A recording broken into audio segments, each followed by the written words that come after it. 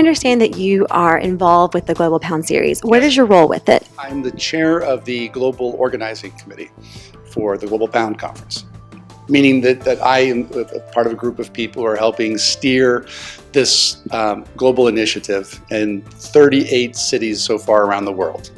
And prior to me interviewing you, I had asked you about where the name of the series emanated from. Yeah. Can you tell me a little bit more about that? Why Pound? Well, Roscoe Pound was a very well-known American jurist, and in 1976, there was a conference in the United States, in Philadelphia, that took inspiration from Roscoe Pound. It was a conference that was conducted at the behest of the Chief Justice of the United States Supreme Court, got various stakeholders together to talk about what needed to be done to make dispute resolution work. And it's credited with leading to a lot of reforms in the years after. And so there was thinking a couple of years ago that we really need to have this sort of dialogue, this type of conversation, at a global level. So we took from the 1976 Pound Conference and said, let's just make it global.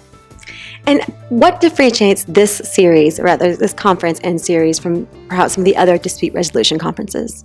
Well, I mean, this conference really is a conversation, but it's also a data gathering exercise where we're asking people to identify which stakeholder groups they belong to. Are you a party? Are you someone like me who's an in-house counsel? Are you a lawyer who advises companies? Are you an arbitrator? Are you a mediator?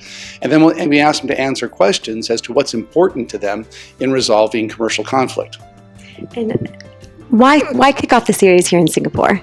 Well, I guess why not? I mean, Singapore really is one of the premier cities in the world for dispute resolution today.